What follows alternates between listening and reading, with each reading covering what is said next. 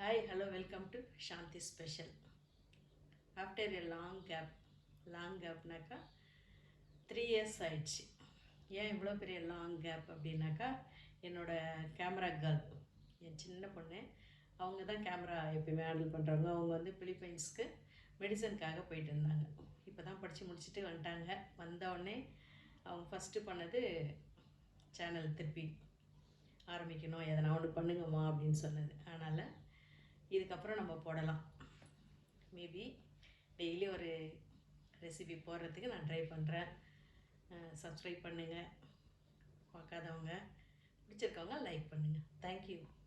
சாந்தி ஸ்பெஷலில் இன்றைக்கி என்ன ஸ்பெஷல் அப்படின்னாக்கா கேப்சிகம் சிக்கன். இது வந்து எந்த ரெசிபியும் பார்த்து செஞ்சதில்லை. இது என்னோடய ஓன் ரெசிபி. இது நாங்கள் ரொம்ப சாதாரணமாக ஒரு நாள் செஞ்சது. அது கடைசியில் பார்த்தாக்கா அது அவ்வளோ டேஸ்டியாக அமைஞ்சிடுச்சு. அதனால் அவள் அங்கே இருக்கும் போதே கூட என்கிட்ட அடிக்கடி சொல்லிக்கிட்டே இருப்பாள், நீங்கள் செய்கிற அந்த கேப்சிகம் சிக்கன் எனக்கு ஆசையாக இருக்குமா அப்படின்னு சொல்லிட்டு. இன்றைக்கி அவளோட ஸ்பெஷல் அதுதான் இன்றைக்கி ஃபஸ்ட்டு நம்ம செய்ய போகிறோம். வாங்க போகலாம். நீங்கள் என் மகளுக்கு ரொம்ப பிடிச்ச கேப்சிகம் சிக்கன் தான் செய்ய போகிறோம். எப்படி செய்யுதுன்னு பார்க்கலாம். தேவையான பொருட்களை முதல்ல பார்த்துக்கலாம். இன்றைக்கி நான் வந்து நல்லெண்ணெயில் தான் செய்ய போகிறேன். முக்கியமாக தேவையானது கேப்சிகம், கொத்தமல்லி, கருவேப்பிலை, மஞ்சத்தூள், மிளகாத்தூள், சிக்கன். இதில் வந்து சின்ன வெங்காயம் இருக்குது, சோம்பு இருக்குது, இஞ்சி பூண்டு சும்மா சின்ன பீஸ் இஞ்சும் அதுக்கேற்ற மாதிரி பூண்டு போட்டுருக்கு. இது மட்டும்தான் மசாலா, வேறு எதுவும் சேர்க்க போகிறதில்ல. எப்படி செய்யறதுன்னு பார்க்கலாம் வாங்க. ஃபஸ்ட்டு எண்ணெய் ஊற்றிக்கலாம்.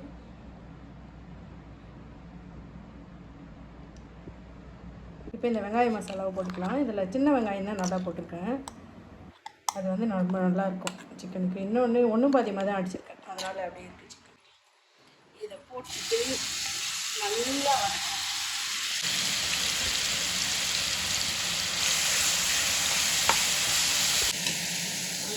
வச்சுக்கலாம். மசாலா ஓரளவுக்கு வச்சுருக்கேன். உருளி, மிளகாத்தூள், நீங்கள் எவ்வளோ வேணுமோ அவ்வளோ போட்டுக்கலாம். காரம் அதிகமாக வேணும்னா அதுக்கேற்ற மாதிரி போட்டுக்கோங்க.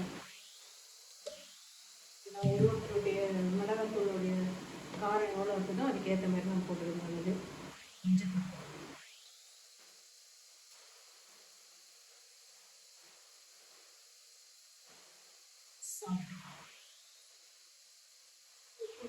அவரவர் தேவைக்கு ஏற்றவர் போட்டுக்கலாம்.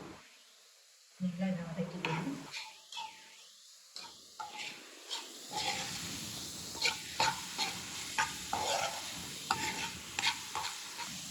ஸ்லோ பண்ணி வச்சுட்டு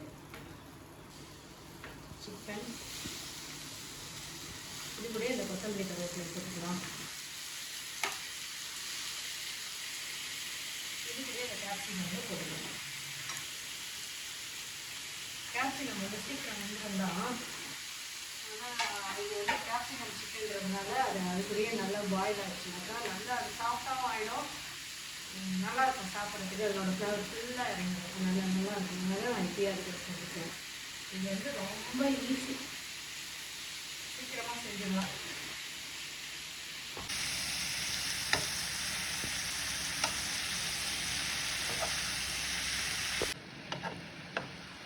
இதில் தண்ணியே விட வேணாம். சிக்கனில் இருக்கிற தண்ணியிலே இது வெந்துடும். கேப்சிகமும் வெந்துடும்.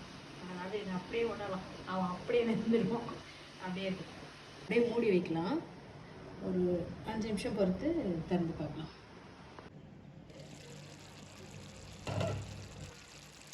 நம்ம தண்ணியே விடலை.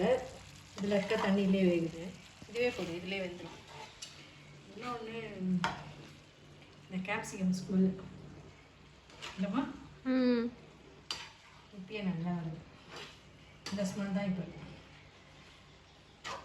அவ்வளோதான். இன்னும் ஒரு 5 நிமிஷம் அப்படி விட்டோம்னா வெந்துடும். எவ்வளோ எண்ணெய் பிரிஞ்சு சூப்பராக இருக்குது பார்க்க. எப்பயுமே எந்த டிஷ்ஷுமே பார்க்கும் போதே சாப்பிடணுன்ற ஒரு ஆசை. நம்ம தண்ணியே ஊற்றலாம். இது வந்து ஃபுல்லாகவே சிக்கன்லேருந்து வந்த தண்ணி தான். இந்த கேப்சிகம் வந்து நல்லா வெந்துடுச்சு.